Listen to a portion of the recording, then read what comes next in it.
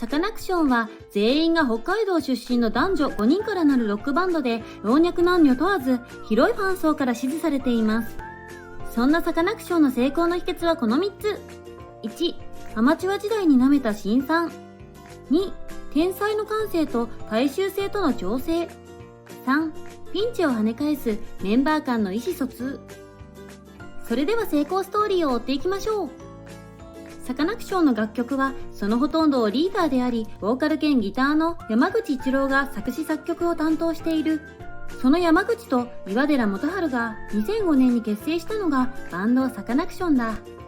2人はもともと1998年から4人組バンドダッチマンで活動しており、山口以外のメンバーの脱退、そして岩寺の復帰を経て、これを機にサカナクションに改称した。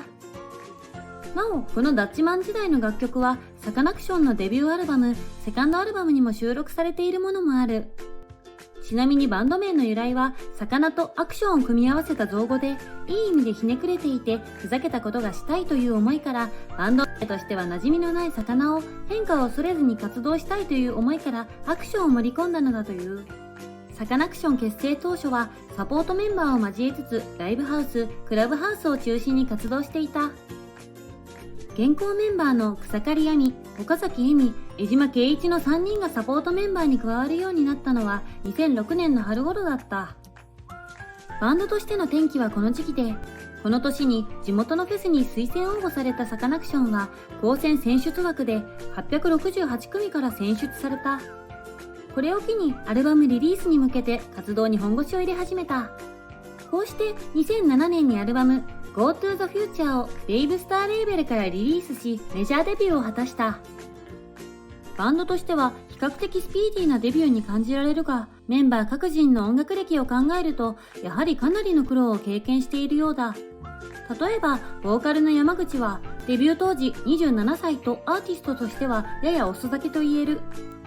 また彼は17歳の時からビクターエンターテイメントの育成部門に所属しており、10年間はアマチュアとして活動していたことになる。いわゆる下積み時代だ。この期間、年1回のペースでビクターが開催する新人発掘ライブに出場するものの、山口の自信に反して審査員からは不評。デビューを勝ち取るのは山口にはあまり納得できないバンドばかり。その度に山口は落ち込んでいたという。こうした下積みを乗り越えてリリースした2007年のデビューアルバムに引き続き、翌年にセカンドアルバムをリリースすると、この後上京した。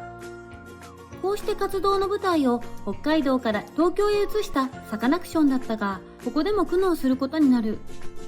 山口は自分のいいと思うものはいつもマイノリティと語っていて、天才であるがゆえとも言える人との感性の違いに戸惑うことが多かったようだが、東京進出はむしろ自分の好むもの、いわば難しくて美しい音楽が評価されるようになるのではとポジティブに捉えていたという。ところがその期待に反してサカナクションの楽曲への評価はそこまで伸びず、感性のマイノリティという側面は残ってしまった。だがサカナクションのすごいところは、感性のマイノリティを短所と捉えることなくマジョリティとの均衡を図ったところだ。マイノリティの立場にいながらもマジョリティの中に存在することを一つのテーマとして、自分のやりたい音楽を崩さず、なおかつ多くの人に支持される音楽を模索した。これは抽象的で難しい課題でもあったが、メンバー間でコミュニケーションを取りつつ確実に実現していったのだ。また、こうして音楽性を模索していく中で一つの転機となったのは2010年、山口一郎が発症した突発性難聴だったという。ライブの直前にめまいと右耳の不調に見舞われた山口は、ここでライブを中断したらバンドとして終わってしまうのではという焦りもあり、ライブを強行。これによって山口の右耳は低音を除いてほとんど聞こえなくなってしまった。アーティストとして致命的とも思える出来事だが、このことを振り返ってこれを機にかえってメンバーに頼るようになり、メンバーの声を作品により高濃度で盛り込むようにもなったと語っており、サカナクションのバンドとしての仲間意識や結束力を強めることにもなったようだ。トラブルをバンドの転機として振り返ることができるようになったのは、彼らのその後の努力と協力があったからこそだろう。このようなアクシデントに見舞われながらも確実にサカナクションらしい音楽を突き詰めていった彼らは邦楽界では欠かすことのできない存在となった。彼ららしい音楽の特徴として日本語を突き詰めた歌詞が挙げられる。彼らはデビューから現在まで一貫してカタカナによる横文字を除いて英語のフレーズをほとんど用いない。彼らが現在邦楽界のリーダー的な位置づけをされることが多いのはこれが大きく影響しているだろう。彼らの音楽性はみるみるうちに世に認められるようになり、2015年には映画バクマンの挿入歌を担当。さらには第39回日本アカデミー賞優秀音楽賞を受賞するなど、その活躍は眩しいものとなっている。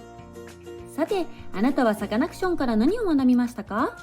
よかった、勉強になったという方は、いいねと一言コメントをお願いします。このチャンネルでは、あなたの人生の成功のヒントになるような有名人や起業家の成功ストーリーと成功の秘訣が何だったのかを独自の視点で紹介していきます。チャンネル登録していただいた方には他の成功ストーリーもお届けしますので、チャンネル登録をお願いします。